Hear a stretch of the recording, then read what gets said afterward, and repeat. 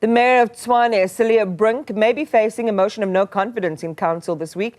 The ANC is threatening the motion, citing a deteriorating state of governance and financial mismanagement. Mayor Brink joins us now. Good morning to you, Mayor, and thank you very much for your time. The ANC plans to table this motion of no confidence later this week. Do you believe you face a credible threat to your mayorship?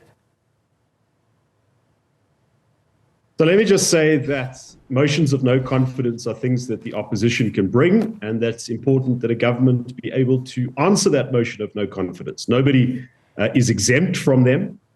But what is very clear in this particular instance is that this motion of no confidence is not driven by concern over service delivery.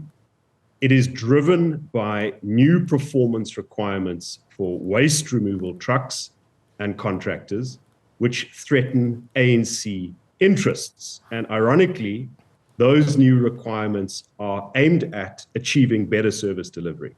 So trucks that are not older than 8 years, so that they don't break down as much, tracking devices in trucks so that we can see what they're doing, that there's value for each invoice that is paid, trucks that have got e-natus papers so that we ensure that contractors of the city don't break the rules.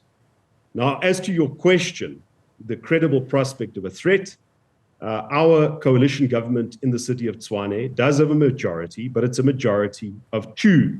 So in general terms, any government with such a slim majority is at risk, especially if there are fears that people might be induced to vote in a particular way. But I'm quite confident that we can hold our coalition together, and also that we can answer the case of how things in the city of Tshwane, both in the financial and the service delivery front, are in fact improving and not deteriorating. Since you weaved in the national picture, I just want to quickly go to this and then we'll come to the substance around the truck drivers, Mayor Brink. President Cyril Ramaphosa's speech at the beginning of, or the opening of Parliament last week, signaled collaboration in both provincial and local government. How do you interpret this expected move against that backdrop? So I think it's just important to say that it's not in the country's best interest, and certainly not in the interests of what President Ramaphosa and the government of national unity now tries to achieve, for the city of Tshwane to be governed like we've seen the city of Johannesburg being governed and the city of Ekurhuleni being governed. So it's very important to make that point. This is the capital city, just like Johannesburg is the biggest economic hub of the country. But I also just need to point out that we don't have an agreement with the ANC in Tshwane. Our agreement is with our multi-party coalition partners, Action SA, Freedom Front Plus, IFP, ACDP. And there is no requirement that the ANC should refrain from bringing a motion of no confidence. Yeah. But it does kind of, allow us to read the situation as the kind of limitation on goodwill. That goodwill exists at a national level, even though you're not in a coalition, provincially speaking. The goodwill necessarily does not extend to local government politics. I want to go to the issue that you talked about. It's about these lucrative waste collection tenders. You've explained what that's all about. But elsewhere, we've heard with complaints from the truck owners, for example. They say that they are not being paid on time. There are these new requirements now for the quality of their vehicles to be at a certain standard. They've taken out loans to upgrade their vehicles, but not being able to service those loans because of payment delays. They say they are losing out. Have you addressed them directly? Because I know that, as you say, this is just about the loss of a tender and risk that's motivating this potential move from the ANC. But have you spoken to some of those stakeholders? Have you addressed some of these concerns that I'm sharing with you now? So there's a new tender. The old service providers, if there are any payment issues, they know what sources and what channels to follow to address their issues. One of the issues that we do want to address is that there must be evidence of a certain level of performance before we pay invoices. One of the requirements I mentioned is that a tracking device is installed in the vehicle to ensure that the city knows where that truck goes, and the movements of the truck is then submitted with the invoice. So it's exactly because we want to ensure that there's proper performance and that the money we spend on behalf of the people of Tshwane, in fact, delivers value. I have not addressed contractors of the city. I think it would be inappropriate for me to do so. I also didn't serve on any panel to decide on any tenders. This is a decision made by the city administration, the city manager, and there necessarily needs to be a separation between the directives of a politician and contracting decisions. My directive and the directive of the coalition here in Tshwane is that we want value for money. We want to ensure before we pay an invoice that the work was actually done. The job of the city manager and his administration is then to follow the prescripts of the law and to make sure that that tender is regular. Nothing that has been presented to me has told me that this tender was irregular, that the requirements are outside of the law. Remember, we have to look at serving the people of Tshwane, the 4 million people, the 4 million residents of the city who complain that dirty streets need to be cleaned up, that there has to be regular bin lifting, and that is our focus. And I just want to reinforce this point. The businesses, the vast majority of the businesses that meet these requirements or that have been presented with these requirements have been able to comply. It's only a small minority who's not been able to comply. Right. But listen, if you do business with government, if you want to deliver services on our behalf, you must maintain high standards. That we can't budge on. Let's go to the service issue since you brought it up as well. You said in your State of the Province address that water would be restored to places like Hammanskraal. What is your message to, well, I think by the end of 2024 was in your message. What's your message to residents in Hammanskraal, in Bronkhorstspruit, Mamelodi, Soshanguve and Atteridgeville who have been without clean, available drinking water? What progress on the Steve Biko Academic Hospital? There's overcrowding and understaffing there. What progress on infrastructure upgrades in communities across the city? I mean, we know very recently the iconic Tshwane Event Centre, which is known as the Pretoria Showgrounds, that's deteriorated significantly and markedly. The IEC relocating its results operations centre to Johannesburg after years of hosting the event there, and that potentially presents, obviously it does represent lost revenue to the city. Just talk to us with those sort of pillar points as a way of addressing some of the concerns of residents in Tshwane today.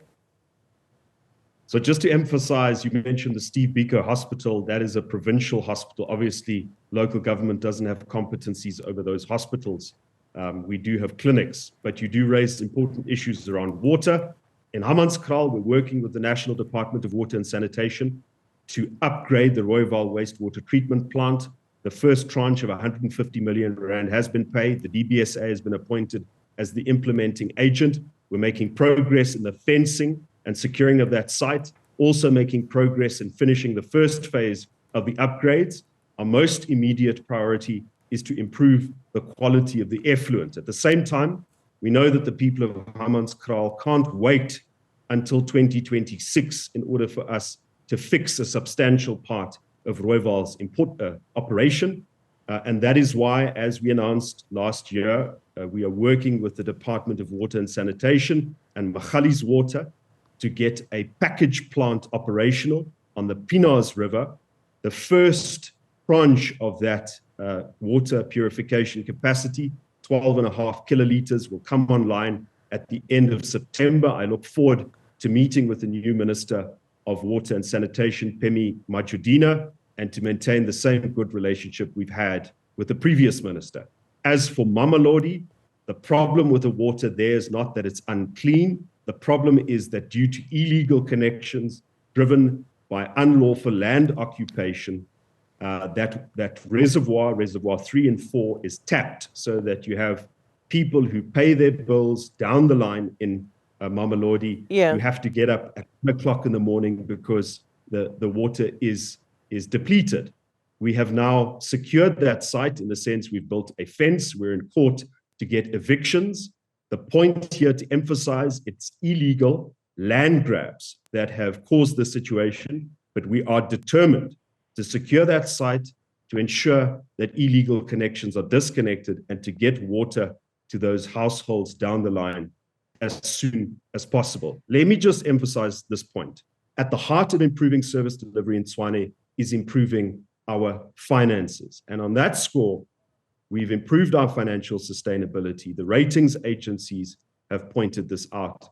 We've been awarded by Salga and Gauteng. Our efforts have been recognized. No, we have not yet accomplished our financial rescue mission, but we've made significant progress. Yeah. Whoever wants to govern Tshwane, whoever wants to be the mayor, will have to do the things that we are doing now. And I'm not convinced that the ANC or some puppet mayor will have the resolve and the determination to push through and implement the key decisions that we have been making. It sounds like you're asking residents in the city to kind of to give you time that the system is returning to health. And I want to return to this theme in just a moment. I want to deal with one more criticism and then we'll sort of round things off. Earlier this year, you dismissed claims that over 2 billion, I think it was 2.6 billion rand in capital grants had been withdrawn from the city by national government. You said it didn't happen. This was about 635 million rand in unspent capital grants, and we're defending the case for why it shouldn't be returned to the national fiscus. For the residents' benefit, what is the status on that today? So certainly the entire amount of the city's capital budget is 2 billion. We didn't lose that amount. And what I said to you previously is exactly right. We did, like other municipalities, forfeit a significant part of it because we didn't spend that money quickly enough. It was 50 million. It is 50 million that we should not have lost. But unfortunately, that is the case. And our response to that is to make sure we put systems in place, not just to spend money as quickly as possible, but to get value for that money. The deputy mayor chairs a capital projects committee. And what we have is far tighter oversight and control over spending, but also the value of the spending. We ended the last financial year, which was the end of June, by spending 92% of our capital budget. Obviously, we want to be at 100%, and we are slowly but surely making the improvements to ensure that happens. But I want to emphasize once again, spending money is easy, but getting value for that spend, that is the real challenge. So this is how, I mean, as you say, you express regret that the 50 million, I think, was the final amount you said that had to be returned. Again, residents will say, but there are some projects that are just begging for investment in infrastructure and other places. Why couldn't you just put it there? What's your response to that? So you can't simply put money just anywhere where you think it's a good idea. Remember, one of the findings against the city of Tshwane in the past was bad audit outcomes, systems and controls that are not in place. We are not going to spend money simply to spend money. We have to ensure that if we spend money, we abide by the rules and we can show the community that this is how we improved infrastructure, this is how we improved standards. Yeah. I want to emphasize once more, we are putting in place the systems and controls, not just to spend that money as soon as possible. We want to be like the city of Cape Town that commits about 100% of their capital budget by December. And we determined in this financial year, we're going to achieve it. But at the same time, we're not just going to look at projects and spend money there. Right. We know that that will irregular expenditure and will waste the people's money. So when the ANC's regional chairperson, Eugene Modise, says that the ANC is pursuing this motion of no confidence because of a deterioration in the state of governance, including financial mismanagement, a litany of misrule, staff despondency, the rapid deterioration in political oversight, management, and the financial financial status of the city. Where do you think this is coming from? I think it's motivated, as I mentioned, by the performance standards which the administration has introduced on waste removal contracts. We suspect that the regional secretary of the ANC has got interests in some of the water subcontractors. The MMC for Finance, Jackie Ace, has made a statement to the police to that effect. They had a press conference last week. But it's also important to point out how the ANC has never really gotten used to the job of being a good opposition. They don't release these statements and offer this criticism in a regular fashion, in a coherent fashion, They come once or twice a year and deliver this attack out of the blue while our financial indicators are improving, while we have a new top management that is changing the institutional culture of the city, while we're making progress at Rooiwal, and this includes a partnership with national government. The ANC has not yet been rehabilitated. They don't have a prospectus for how to govern the city of Tshwane. If you want to see what their prospectus is, look at Joburg, look at Ekurhuleni. Okay. That is what they have to offer. To put the ANC in charge of Tshwane now would be like putting a hard-drinking person in charge of a bottle store. Wow. All right. On that note, we leave it there. Tshwane Mayor Cilliers Brink talking to us about the state of the province, but also state of the city, but also expectations for this potential motion of no confidence later this week. Thank you for your time. We appreciate it.